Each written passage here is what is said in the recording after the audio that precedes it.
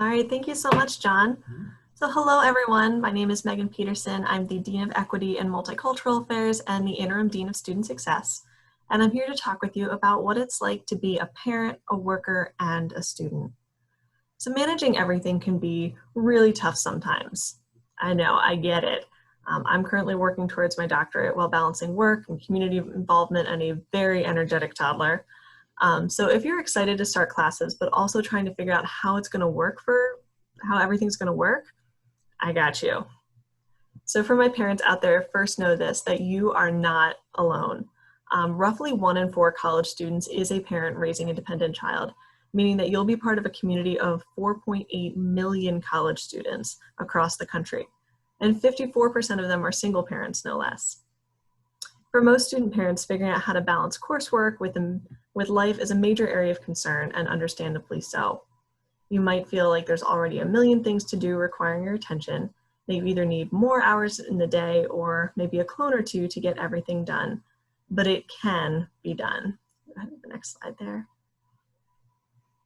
So it'll certainly be an adjustment. It might take a little bit of time to figure out kind of what that new normal is going to be, but it is doable and you can do it.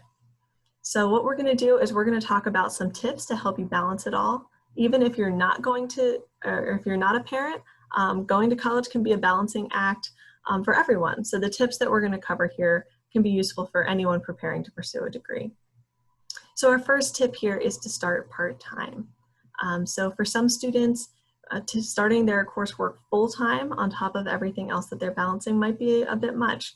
So you can consider starting part-time in your program to ease into that transition, to take a couple classes at a time, figure out what the workload's like, figuring out how to best manage your time, and then decide from there if it makes sense for you to be a full-time student or if it makes more sense for you to stay a part-time student.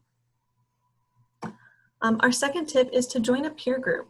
So connecting with peers that also have children to network, to help each other study, to get tips on how different people are managing different things, and to stay on track to graduate can be so incredibly helpful in keeping yourself on track. There's a couple different ways here at Central Penn that we try to encourage that level of community. So first we have our Nights with Tykes Facebook group. So this is a great group of both student parents and also faculty and staff who have been students that are also parents.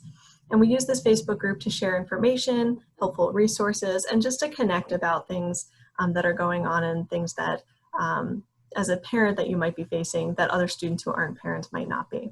So the Nights with Tykes Facebook group is a great place to connect with other students who are also parents.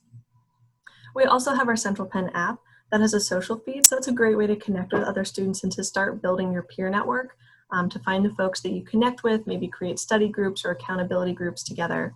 But finding your peer support group is incredibly important as you're working towards your degree. Another tip is to develop a study routine. So really be prepared. Before your classes start, figure out where you're going to be doing your coursework. Set up a quiet place at home. Sometimes that's tough, but have a designated area where you're going to be doing your work, and set aside time daily, including weekends. Figure out when you're going to have that dedicated time for studying. And that might look different in different seasons of your life. I know when I first went back to school and was working, it meant that I blocked off kind of every Saturday and Sunday. There was a couple hours that I blocked off, and my partner knew that during those hours, that was school time. It looks a little bit different for me now doing coursework and balancing a very energetic toddler. So now it means that every evening, there's a section of time after the tiny human is in bed that I know that I'm going to be working on my coursework. Nap times on weekends is going to be working on coursework. And we set that expectation ahead of time so that I know when I'm going to be studying. Again, I said that sometimes it might be hard to find a quiet place at home to do that studying. If you find that you need a space away, we do have our Learning Center, which is a fantastic resource, not just for getting tutoring assistance or for having someone help with a paper, look over what you've written, make sure you're on the right track. But the Learning Center is also a great place just to use to study. Quiet place, great resources are there. So if you're finding that trying to get your work done at home is maybe not as conducive as you might have hoped, take advantage of the spaces on campus. Even if you're doing all online coursework, you're still welcome to come and use the Learning Center as a space for quiet study, or the library as well, which was mentioned earlier.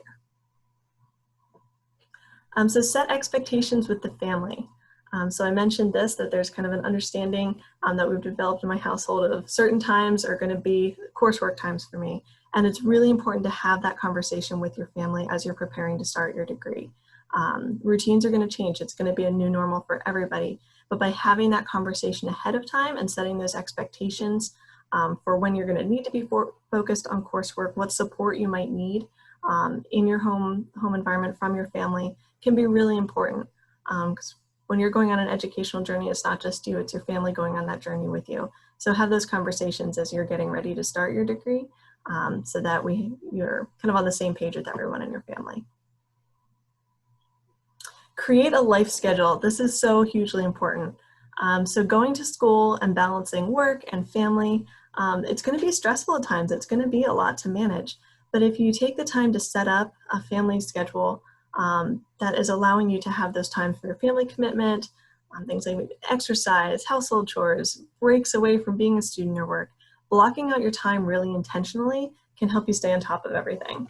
So I don't know how well you'll be able to see it. I know I'm kind of tiny over here, but I have a schedule that I use where I literally block out my entire day so that I'm accounting for my time. I know where I'm going to be, whether that's including, all right, during these 45 minutes, I'm going to be driving to work, so I'm going to try to listen to this podcast, and I've got this block of time that we're going to do a family dinner together, and I know that that time is set aside for family, and during this chunk of time, I need to get these 3 assignments done. Having my time blocked out really intentionally has been super helpful for me, and it can be helpful for any student in staying on top of making sure that you're not only keeping track of your assignments, but keeping track of life things as well, that you don't want to lose the things that really make you enjoy your day, just being intentional about scheduling time for them. Other helpful tools that you can use for this are using the calendar on your phone, making sure that you're setting reminders or timers to be able to do things can also be really helpful. Establishing long and short-term goals. So before starting your coursework, taking some time to outline both your short and long-term goals can really help you stay on track to meeting those goals and achieving them. Just the simple act of writing a goal down makes you 50% more likely to achieve it. So that just really simple act of being intentional and writing your goal down. And having both short and long-term goals can help you maintain a sense of progress and achievement while you're in school. So your long-term goal might be, I want to earn my degree. But a short-term goal might be, I want to get an A in my statistics class this term, or I want to make Dean's List within my first 3 terms. And setting those short-term goals to work towards can help you have that achievement as you're going and can really help you stay on track. Get an advisor or counselor. So at Central Penn, you are going to have that advisor support. You're going to have an advisor in our advising center or an assigned faculty advisor, and those are really important resources to use, important people to be talking to as you're going through your educational journey, because they can really provide a whole lot of support to help you stay on track and solve any potential problems that arise. So you're not in this alone. Your admissions counselors will help you through the admissions process, and then your faculty advisors and our Student Success and Advising Center are there to help you once you're in your coursework. It's a really important resource to use. Those are the folks that are going to be able to help you navigate questions that you have about college, about your courses, and make sure that you're staying on track. Along with that, I'd also like to take a moment just to note that we do have a campus counseling center. So if you need some support for something going on in your life that's outside of just academics or outside of general school questions, all Central Penn students have access to counselors for free. And even if you're not attending classes on ground on campus, if you're maybe doing all of your coursework online, our counselors also offer online telehealth counseling. So as a student, that can be a really great resource to take advantage of, is speaking with a mental health counselor for free during the duration of your time as a student. So our 8th tip is to participate in campus activities. So you might be thinking, how am I going to have time for activities on top of everything else? But finding ways to get connected with the college community can be extremely rewarding. And campus programs or organizations can be really good ways to do that. There are a number of organizations that you might consider joining. whether it be our Armed Forces Association, which really works with our veteran students and our students that are in active military service. It might be if you're pursuing a degree in business, looking at joining Phi Beta Lambda, which is our business club. They do really great trainings and conferences and bring in speakers and help improve networking. But there's also just fun activities that you can be involved with, even with your family.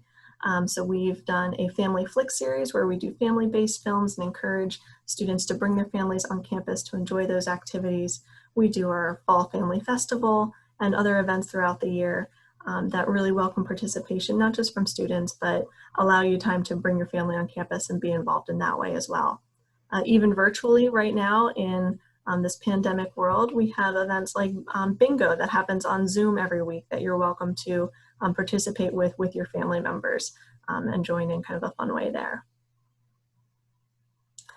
So number 9, staying organized. This is so hugely important as you're trying to juggle a lot of things and stay on top of assignments and work and family. So again, going back to keeping a planner or calendar that includes all of both your school and family responsibilities, keeping all that information in one place can really help you stay organized and stay on top of things. I know I keep one big running to-do list for myself of both school and work and family, things that I need to get done, and kind of note them differently by using different little shapes for the bullet points. So whatever system works for you, kind of figuring that out and implementing that and using it regularly can really help you stay on top of everything that may be going on. And finally, number 10, try to get some sleep. I know that can be really hard to do and maybe easier said than done when you have a lot going on, but it is a really important piece of this. So when you're burning the candle at both ends as a parent, student, employee, it can lead to burnout, and it can be really tempting to just kind of stay up late and try to get everything done without giving yourself time to sleep. But taking care of yourself and resting, engaging in self-care activities, the things that make you feel filled up and keep your tank full and going, is incredibly important. So as you're kind of blocking out all your time, scheduling out all of your different to-dos and priorities, make sure that you're prioritizing time to take care of yourself as well so that you can keep going and get through your program going strong. So I hope that these tips were helpful. If you have kind of questions or comments around that or want to talk about creating a plan to be successful, please don't hesitate to reach out. My contact info is there. I'm also happy to get you connected with our advisors or our campus counselor once you become a student and help make sure that you have all the supports in place that you can be successful as a student juggling a lot of priorities.